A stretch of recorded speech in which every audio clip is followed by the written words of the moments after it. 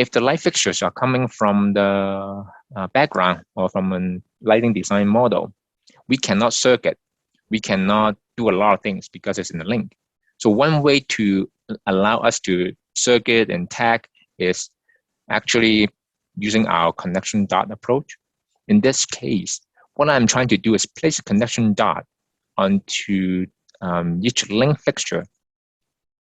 And then we can start circuiting. For example, I'm going to create a dot here, create another dot here, another dot here. You can definitely manually do this, but it is very painful. So we can automate this process. One more time, this time we make an enhancement. We only focused on one or only particular model instead of going through all of them, which takes a long time. And this time I'm very specific. I know that I'm looking for just the fixture in this model here, not the mechanical or not the link structural model. I don't care. So just give me the dots for all the light fixture in this model here. If you want to run that for all your project, not just this view, you can also check that. Now, after you click OK, the dots will be presented on each light fixture. And I made another change this time, which is we don't transfer over the type parameter. And there is a reason. If our architect are putting a type mark or any type parameter that we do not want, you probably map the dot and then you start fixing it. But the previous version was that it transfers the dots one more time if you run the tool again, which breaks everything that you did. So in here, I'd rather have you spend a couple more minutes defining the dot instead of having the tool to destroy all your previous work.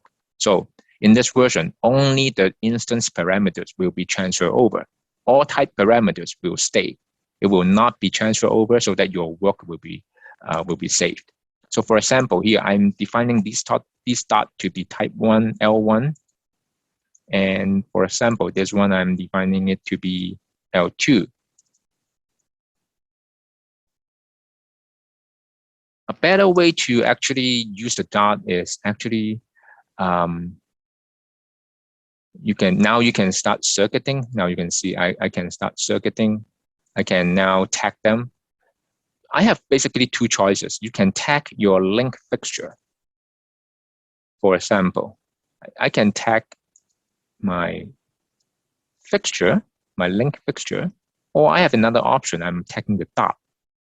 If you ever had to tag the circuit or anything local, I really encourage you to just tag the dot because you have control on the dot. So I'm going to tag the dot, put the tag right here, and I'm going to turn off that leader. And maybe one more thing, I can actually tag the circuit. Why don't we tag the type mark circuit? Oh, the circuit is not assigned to a panel. Fine, let's do that now. And the next thing we can do, let's try something like, let's define these dots to be controlled by switch A, for example. So now we have a more realistic use case now. Let's circuit the others.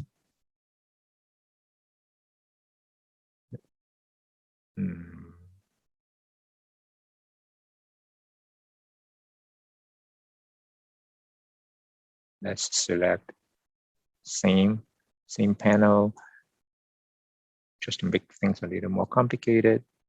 Something's wrong here. Something is not defined.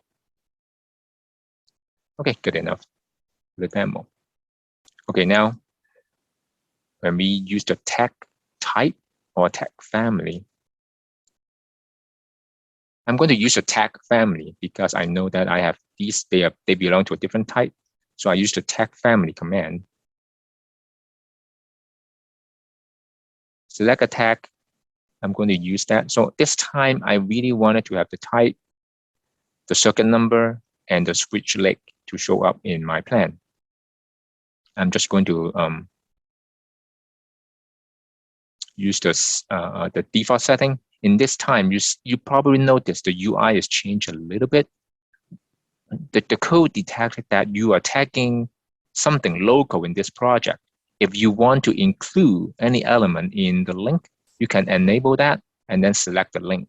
But in this case, I don't have to because I'm just tagging the dots, the connections. So I hit OK.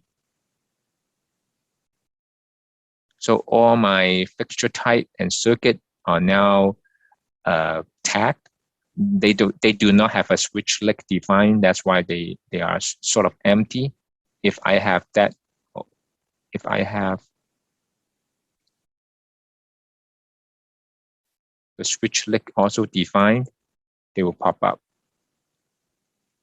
So these go to 3B, this is 1A, things like that.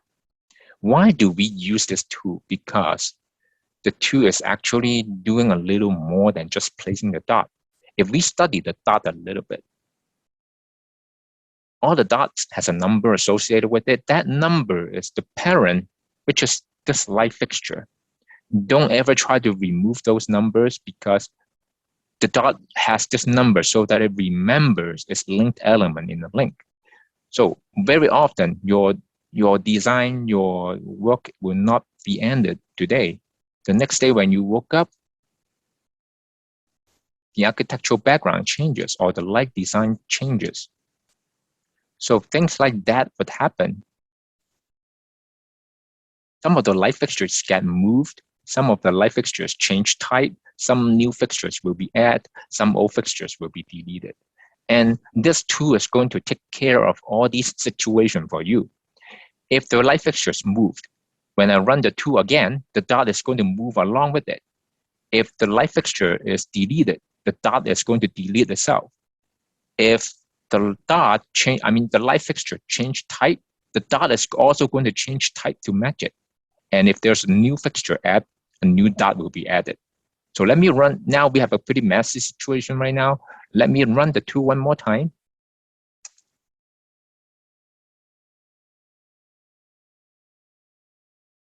I select the background.